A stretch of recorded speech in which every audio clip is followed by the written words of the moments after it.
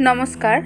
সকলের মা শ্রীমা সারদা চ্যানেলের সকল শ্রোতাকে জানাই আমার আন্তরিক শুভেচ্ছা ও প্রণাম। আজ পড়ব শ্রী শ্রী মায়ের কথা। শ্রী শ্রী মায়ের জীবনের খুব সুন্দর একটি ঘটনা। এক ভক্ত অনেক কষ্ট করে দূরদেশ থেকে সরু সুগন্ধি চাল আনিয়েছিলেন এবং একজন ভক্তিমতী মহিলাকে দিয়ে সেই চালের ভালো পিঠে তৈরি করিয়েছেন মাকে খাওয়ানোর জন্যে।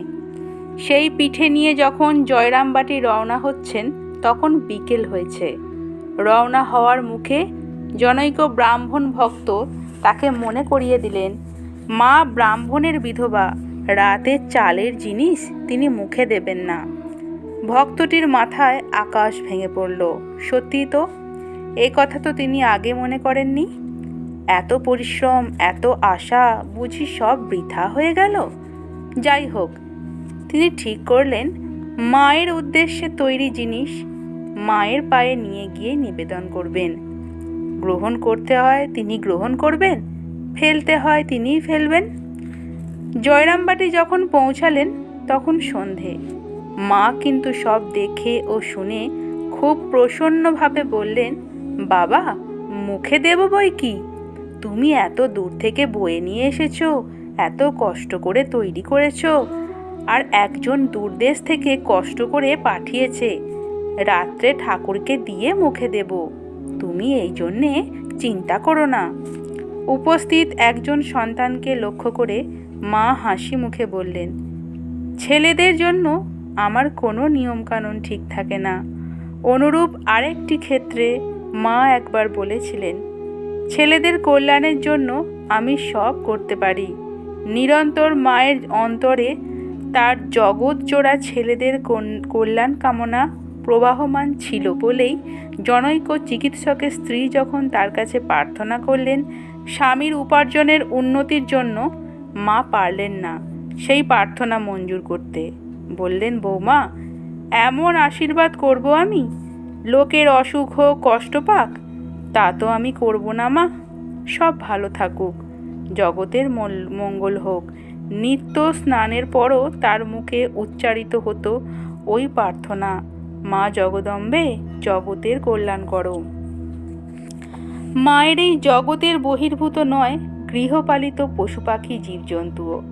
পোষা চন্দনা গঙ্গারাম সকলের মতো তাকে ডাকত মা ও মা। মাও উত্তর দিতেন, যাই বাবা যাই, এই বলে পাখিকে ছোলা জল দিয়ে আসতেন। কারণ পাখির মাতৃ সম্বোধনের অর্থই হলো তার খিদে পেয়েছে। বেড়াল মায়ের স্নেহযত্নে বংশবৃদ্ধি করত নির্ভয়ে।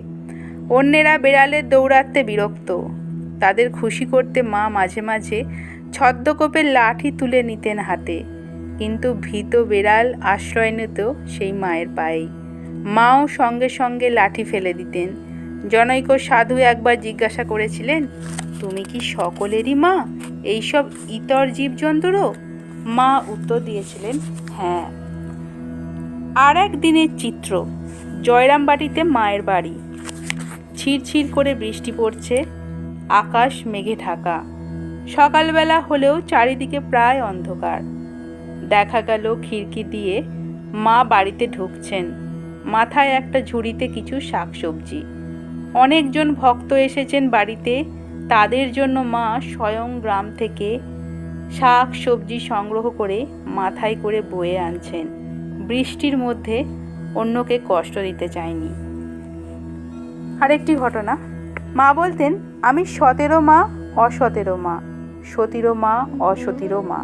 মা বলতেন, ভাঙতে সব্বাই পারে, গড়তে কজন পারে, নিন্দা ঠাট্টা সব্বাই করতে পারে, কিন্তু কি করে যে তাকে ভালো করতে হয় তা বলতে পারে কয়জনে। জয়রামবাটির নিকটবর্তী গ্রামের এক বাল বিধবা ক্ষণিকের ভুলে গায়ে কলঙ্ক মেখে বসে। সারা গ্রাম নিন্দায় মুখর। মা কিন্তু বাল বিধবার লজ্জায় মরমে মরে যান। ভগবানের কাছে প্রার্থনা করতে থাকেন যে, ভগবান, ওই দুঃখিনীর দিকে মুখ তুলে যাও।